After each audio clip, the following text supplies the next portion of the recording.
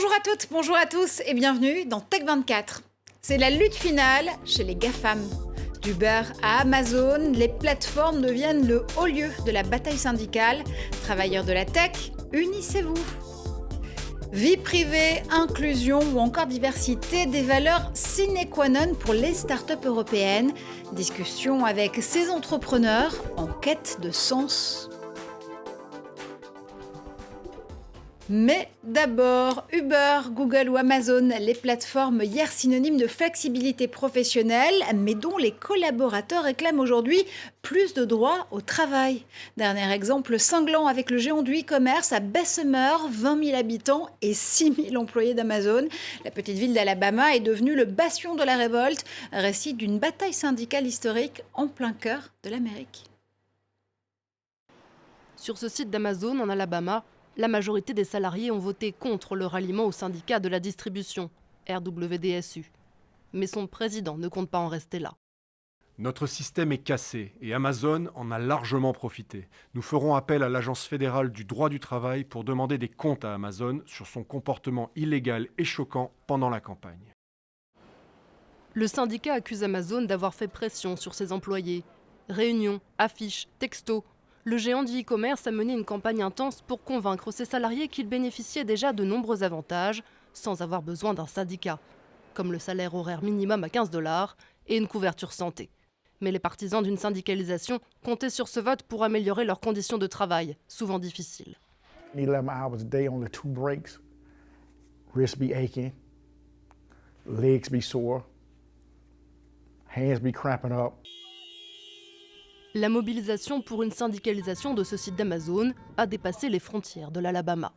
Plusieurs personnalités démocrates ont apporté leur soutien aux employés, comme l'ancien candidat à la présidentielle, Bernie Sanders.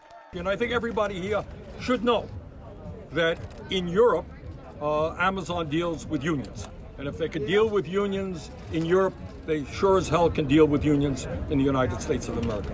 Avec plus de 800 000 salariés, Amazon est le deuxième employeur privé des États-Unis. La multinationale redoute que le mouvement de ses employés en Alabama ne se répande dans le reste du pays et dans ses autres entrepôts à travers le monde. Et on continue la lutte en plateau avec Guillaume Gralet du magazine Le Point. Hello Guillaume. Bonjour Marjorie. Alors il n'y a pas que chez Amazon que les revendications fleurissent, c'est le cas chez Google aussi. Les Googlers de 10 pays ont créé leur propre coalition syndicale, c'était au tout début de l'année. Oui, Parole Kaul, retenez bien ce nom, Marjorie. C'est une développeuse présente chez Google depuis 2019 et qui mène ce collectif qui aboutit à la création d'un syndicat, l'Alphabet Workers Union.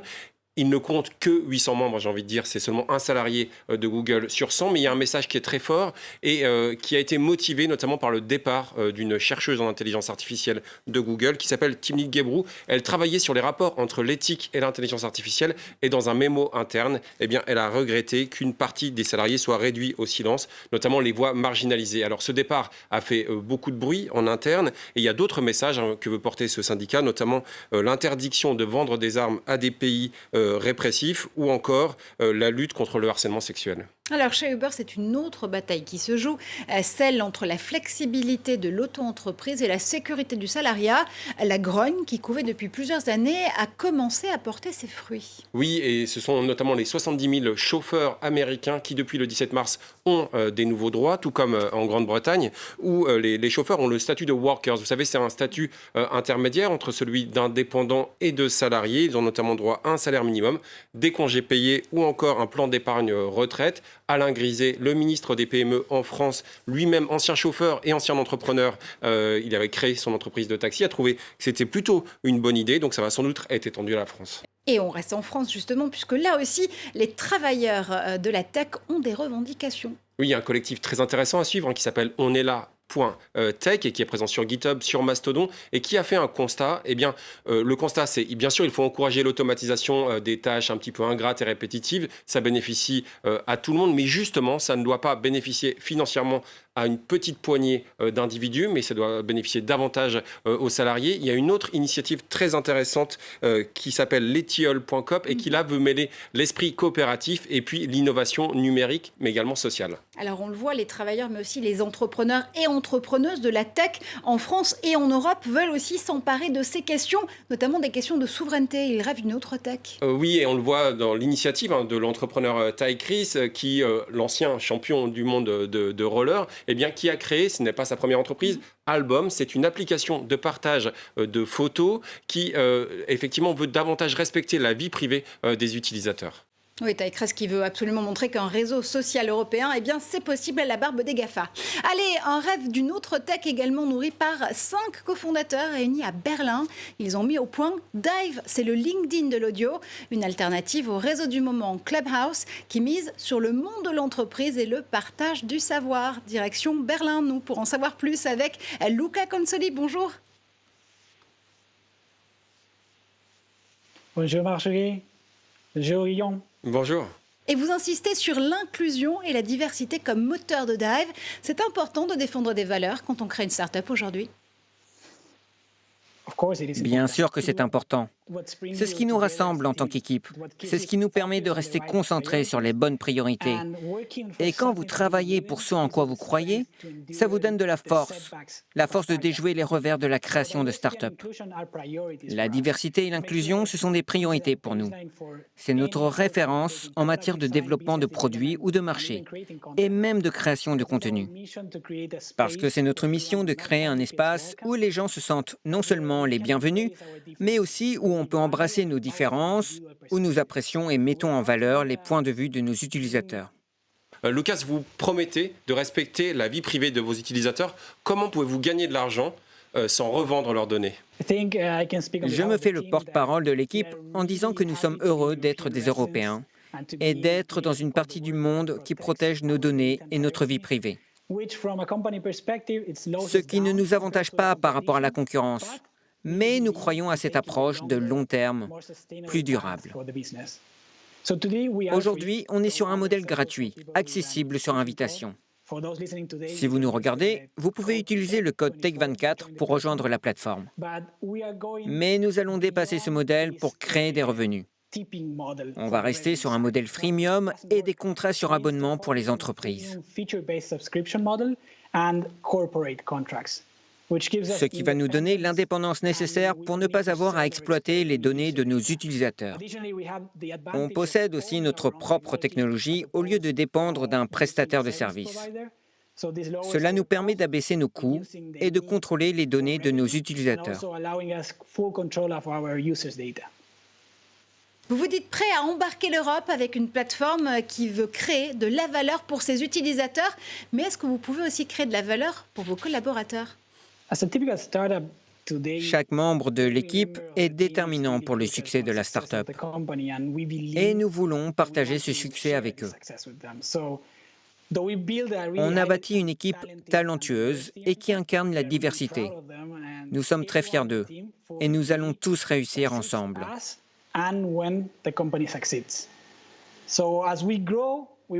On va mettre ces valeurs au cœur de notre stratégie de ressources humaines. La développer au fur et à mesure de notre croissance et dans tous les pays où on pourra s'implanter. On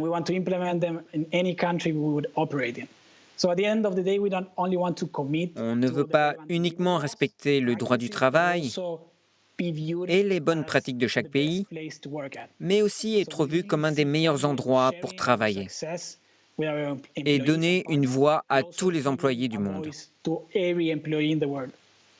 Les entrepreneurs européens ont des valeurs. Merci infiniment, Lucas Consoli, d'avoir été avec nous. Et tout de suite, c'est Test 24.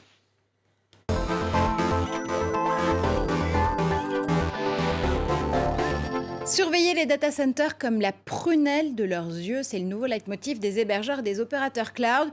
Pour preuve, le récent incendie du data center de Strasbourg pour OVH. Pour parer à la menace, les robots peuvent être déployés sur le terrain.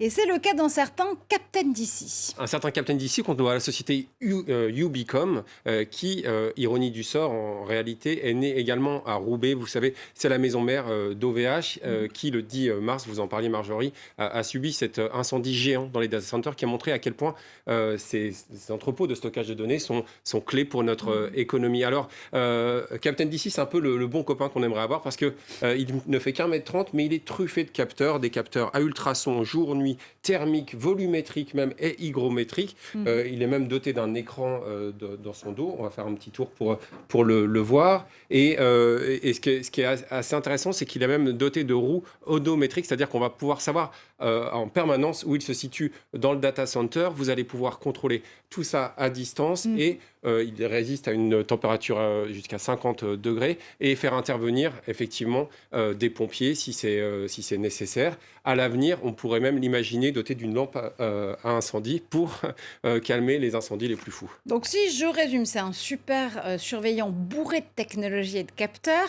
Il y a des menaces matérielles et des menaces cyber dans les data centers, mais il y a aussi des menaces humaine. Est-ce qu'on peut imaginer un autre robot ou ce robot-là lutter contre des gens qui voudraient rentrer dans un data center ?